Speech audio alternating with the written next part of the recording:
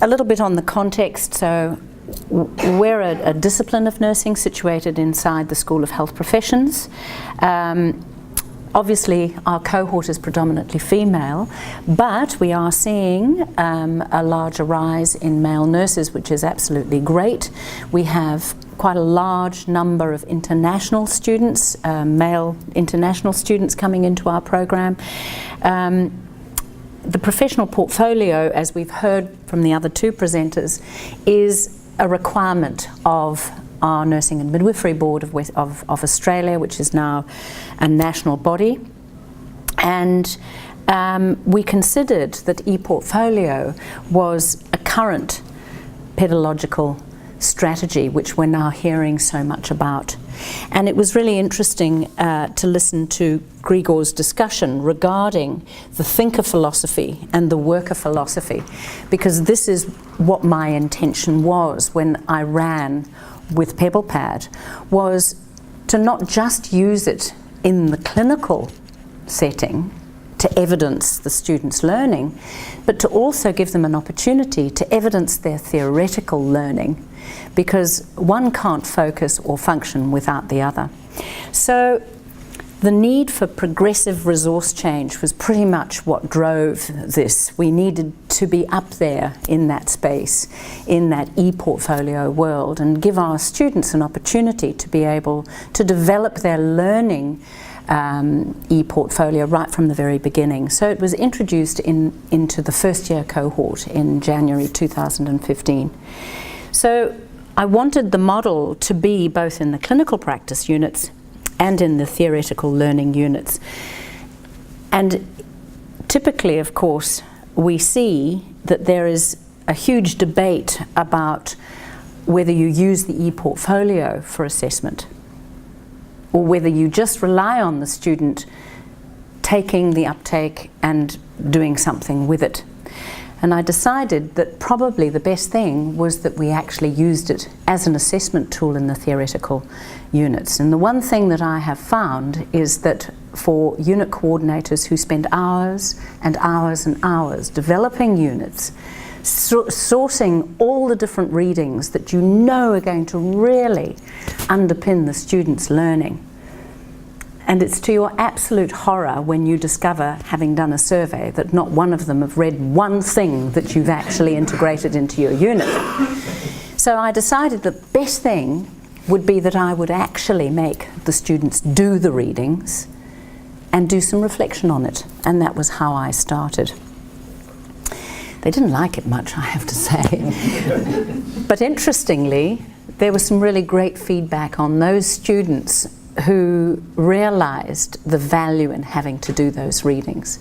Because the unit, despite the fact it was boring, it actually made sense and they understood how important it was.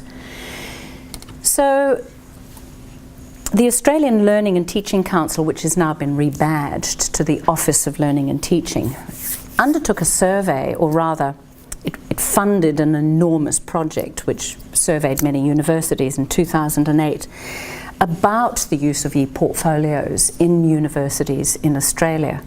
And it was really interesting to look at the findings back then in 2008. We were all very excited about using e-portfolios in tertiary education. And we spoke a great deal about that, but we didn't actually do very much about it. And it was used sporadically in various departments back then in 2008. And interestingly, I think, and I speak from my perspective in Western Australia, I think that that's still how it's used. It's picked up by the odd department and run with it. The other thing that came out of this report, and I know it's a long time ago now, but interestingly it's still part of the problem, is the uptake of the e-portfolio as such a valuable tool in tertiary by the unit coordinators and by people who actually design and develop learning modules. And it was discovered that in fact there was probably a fear related to some of the theories around how they were going to use this.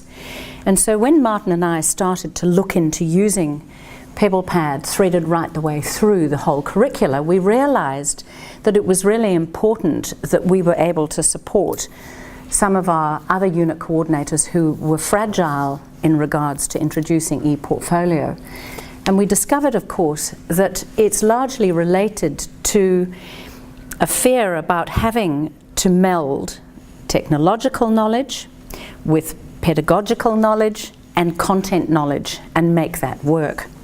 So this is the space that we needed, or we need to have our unit coordinators, our academic staff and our professional staff with some sort of competence in these three areas to be able to feel confident to actually embed PebblePad or e-portfolio into their units with some sort of structure.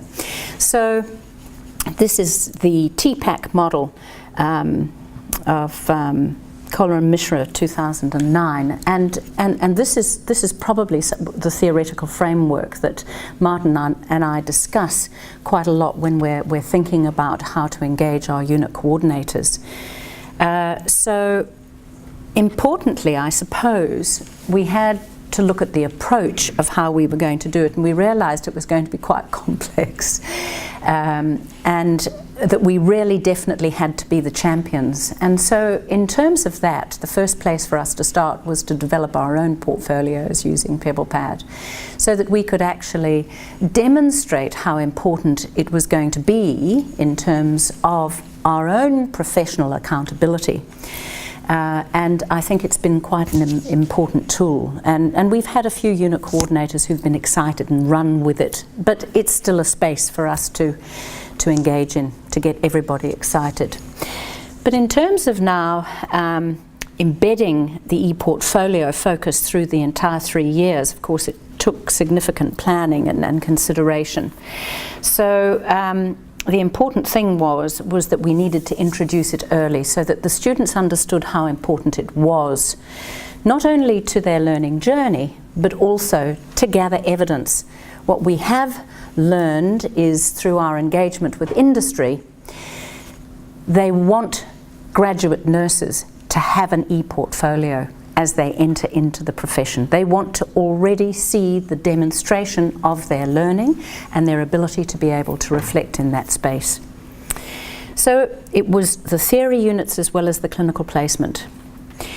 We also thought the best thing to do was to embed assessment. That way the students had to engage. So it became a discussion of how we would do both formative and summative. Considering we needed structured feedback, we also needed to engage with industry, and of course the one thing that we understood was that we needed the investment of time and some resources and some man hours, and at the moment Martin and I are it with our learning designers. However, we've generated some interest at Murdoch University, particularly with the DVC of Teaching and Learning, and we've just recently put in quite a large grant for some assistance, and we're really looking to have our very own learning designer person to assist us. So Martin and I have spent a lot of time building templates, creating workbooks, designing this, that and the next thing, and we've been able to do it thus far right from our first year cohort. So all of the green lines that you can see there are the theoretical units. Now we've looked at embedding it right the way through that whole process, and we've identified and picked specific units so that it can actually evidence a wide variety of learning skills, competencies and their whole journey. And then you can see the pink is the clinical placements. So we have 800 hours of clinical placement, which is the nursing and midwifery minimum in our new curricula. And I'm not sure if you can see that there, but just to show you the types of things that we did. So in the contemporary nursing practice, which has now been rebadged and it's actually professional practice 1, this is where the students learnt about reflective practice and how to do it. It's not something that each one of us has an innate skill to do. it needs to be taught. And it was through reading and group activities, and we built workbooks for the students to use. They learned how to use blogs and generated collections, and obviously releasing their portfolios into Atlas.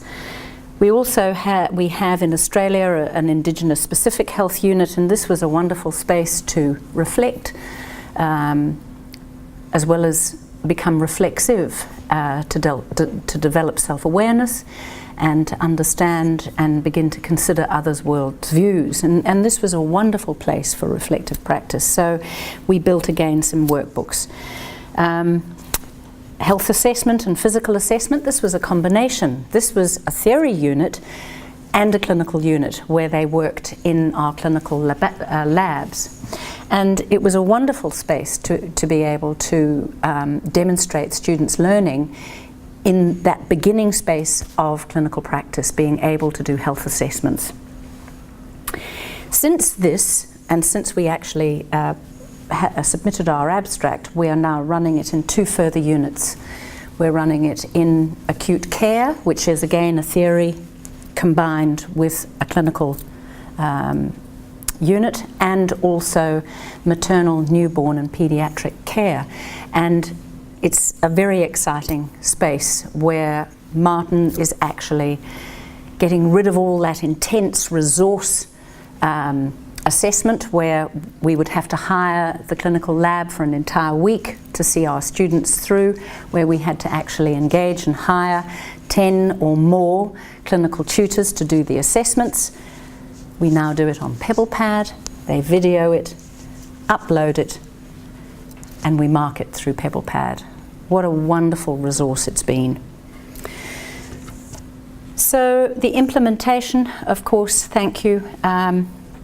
I've just pretty much, explained that. So I'm going to hand over now to Martin, otherwise I'll be here chatting away and we'll be way over time. Thanks, Caroline. Great.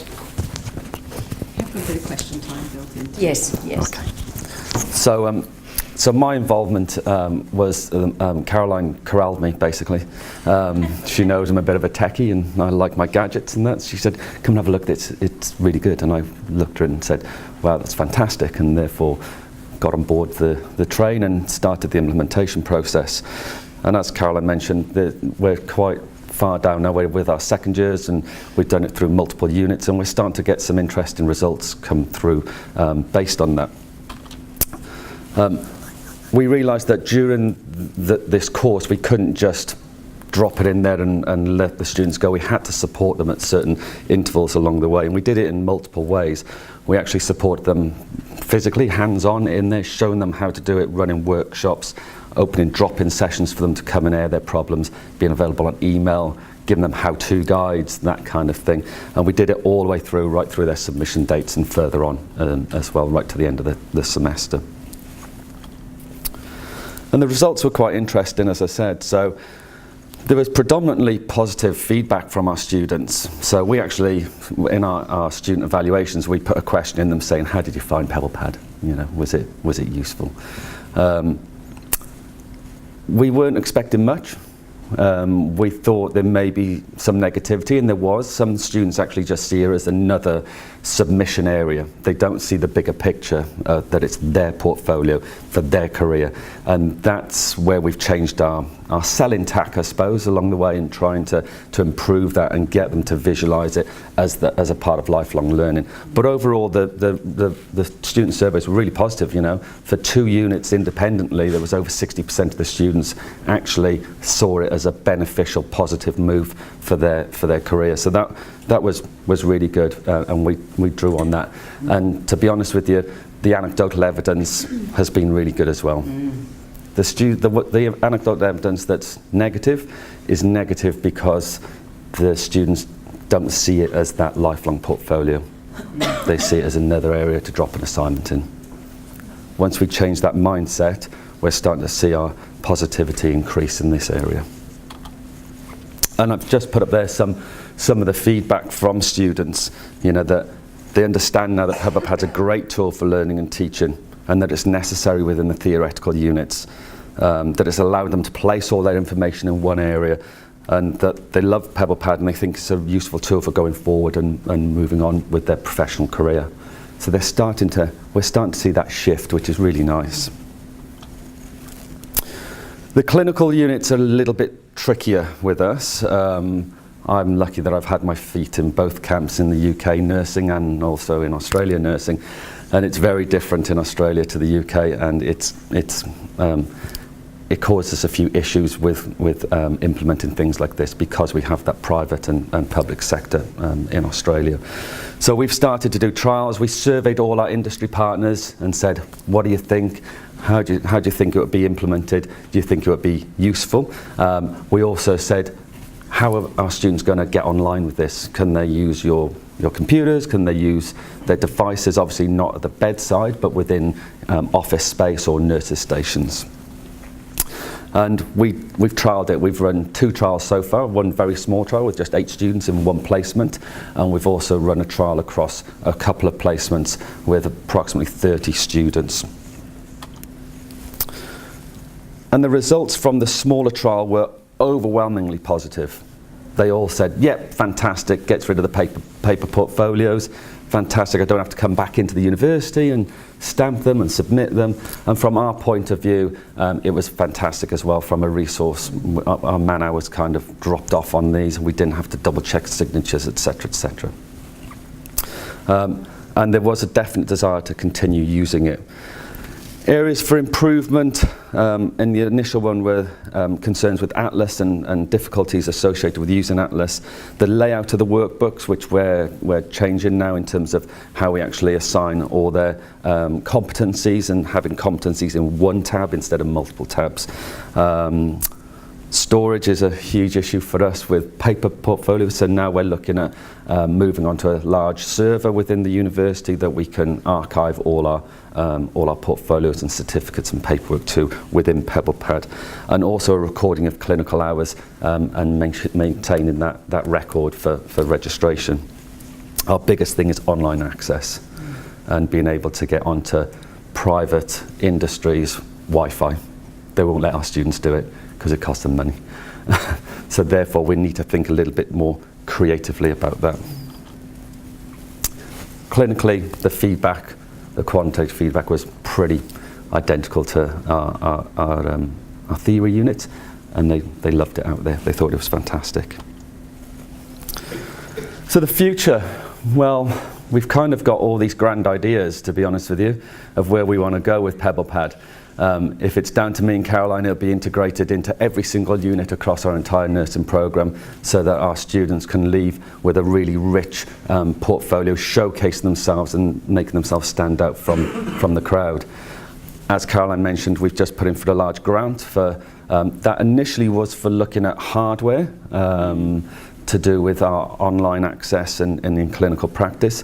However, that's kind of taken a little bit of a change of tack as of yesterday, and talking to some of our colleagues here and realising that we can now do that slightly differently and probably more effectively, and therefore we can use that money for resources and build this team to look after our online resource.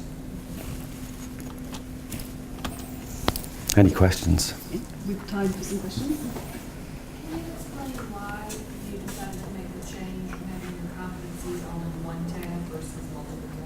Yeah, the feedback, we initially had them across multiple tabs. So we had one competency that was broken down into, say, 5 subsections, and they had the 5 subsections in multiple tabs. They actually didn't like that. They found that they were having to scroll across the workbook quite a lot, and it was getting a bit laborious for them. And then they'd have to check here, then go out into another tab and check again and into another tab. If we put it all into one tab, so one competency with all the subsections in one, they can work through it far easier. Correct, all in one, and they're just ticked off as they go. That's what the feedback's been, and we've tried it in a pre-practicum brief, and the feedback from that was really positive, and they preferred that method. So we're going to roll it out into a larger trial across 5 clinical areas in December of this year, and see if that's how we're going to go across the curriculum. Have you made much use of Pebble Pocket for your students who are out of Wi-Fi range? That's the next phase. That's kind of where we've realised that that's probably going to answer a lot of our problems with the Wi-Fi connectivity and the offline side of things. Yeah, we use it a lot with community nurses, so they just do it in the car after the visit. Yeah. You just have to, we found we had to restructure the workbook a little bit. Yeah. But it's perfect. Yeah. Awesome. How did you go out and teach the mentors about PebblePad, or did you rely on the students doing that, or was it? Well, we work slightly differently in Australia, so we actually employ clinical nurse facilitators to look after our students in prac. So when we employed them, we selected. We did a bit of key selection in terms of we knew some CNFs that would be really engaged with it, so we brought them in, gave them the education, gave them training on how to do it, pulled the students in at the same time, so we had them all in a computer lab, running through the workbook, showing them how to use it, answering any questions there and then, giving them an online resource of a person that they could contact if there was any problems. And like I said, the feedback from the clinical nurse facilitators were, when's it going full scale, because it's fantastic, saves them so much time.